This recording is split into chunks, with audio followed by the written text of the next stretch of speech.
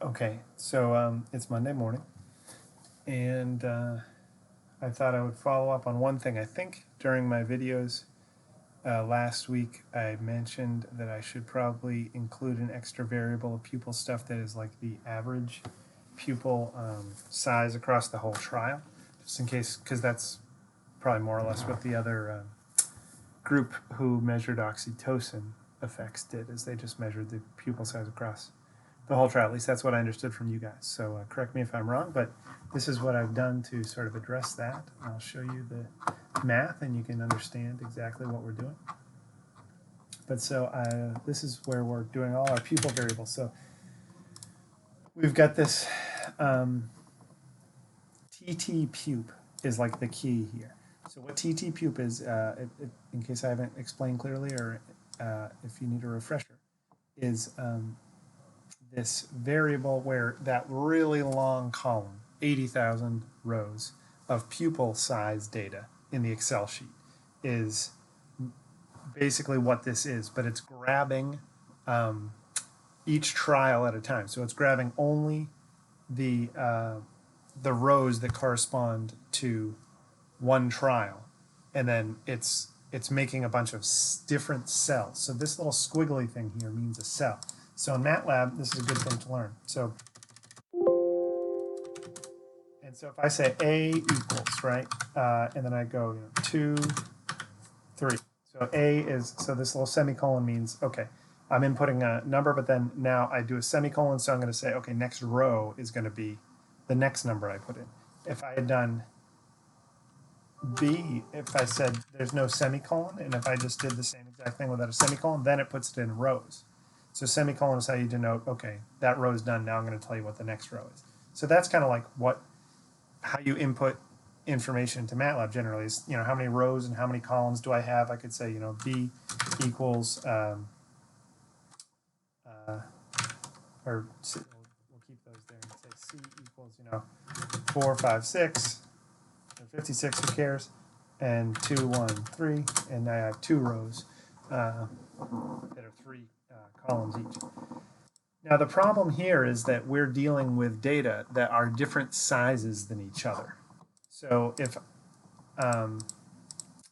so basically the first trial, it's however long it took the subject to press the spacebar. So maybe it's 1,003 rows, and the second trial is 10,000 rows. So those are very different sizes. And to deal with that, what you have to do is create a cell variable with this squiggly. And a cell variable is one that has, a bunch of different chunks to it, just like we have different rows in this variable or different columns in this variable. I mean, theoretically, we could make each trial a different column in a matrix. So for example, watch this. We can make a big number. We have 40 trials, right, in our study. So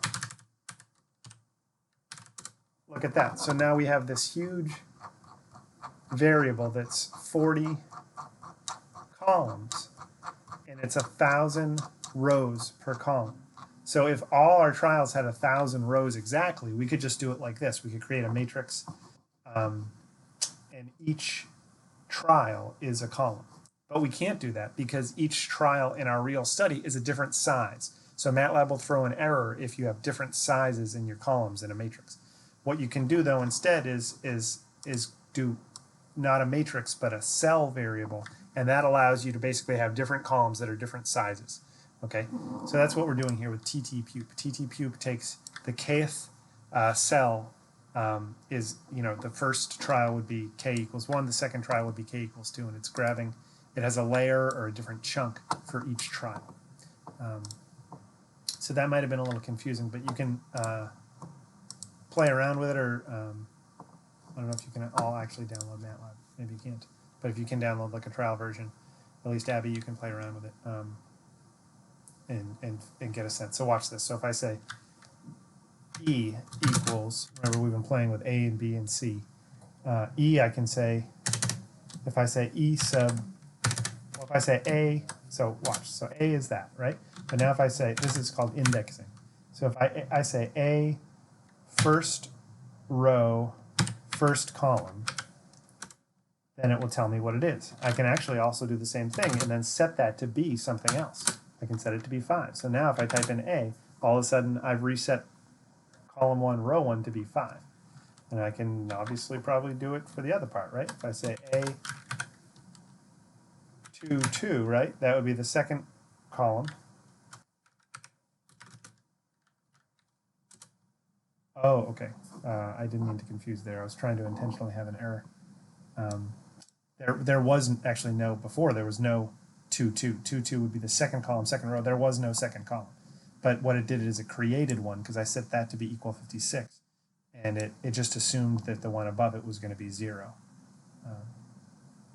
Don't worry about that too much if that's confusing. What I wanted to show you was this. So I can use the indexing thing, but if I make it squigglies, then it's going to be a cell variable. So I'll say E1 is going to be, you can actually set, it's only one chunk in a cell, but you can have it be like a bunch of numbers like that. So E1 is that. Now I can say E2 equals also a bunch of numbers, but maybe only 2. So it's a different size, you see? And I say E sub 2, and it's now that. If I tried the same thing with just a matrix, it would have thrown an error. Okay, so that's what we're dealing with here. So what I did is I took the kth layer of ttpupe, and I just took the mean of it, and I created this new variable called pupe trial mean sub k is going to be equivalent to the mean of that entire variable, ttpupe sub k. And before I had been taking means of different parts of it, from the 240th through the 480th, that was the beginning, and then various degrees of being close to the end of it for these last little chunks, and now I've just taken the mean of the entire thing. So that's it. And then I think I already ran this, so maybe we can look real quick. Yeah. Oh no, I probably need to type. Oh, yeah, I messed up. Forgot we were doing that little Excel sheet thing. So I'll run the whole program again. It'll take a minute, and then I'll make an Excel sheet, and we can look and see what the mean of the entire trial was.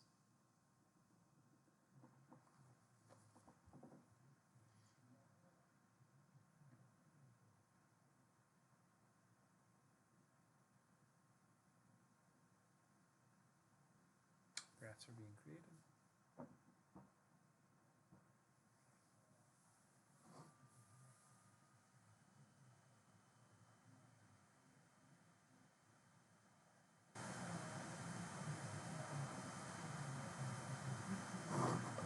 Okay. Oh shoot, I didn't need to run that again. I could have just gone to this here, yeah, and then I just grab it and I want it. And then I say Excel, that's right. Okay. And then I go to the folder.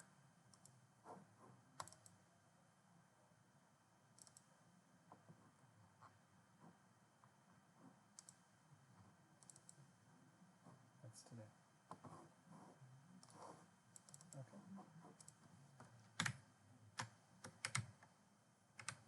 And then theoretically, here's the mean for the entire trial. Here's the beginning. Here's the ones for the end. I don't know why this one's missing here, but all right. This looks real nice.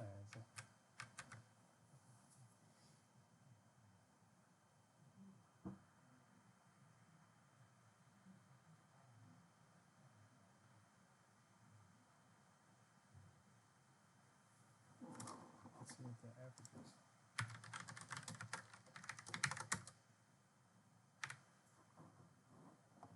37.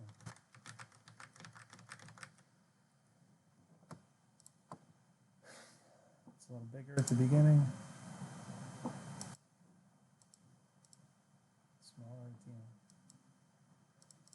end. Okay.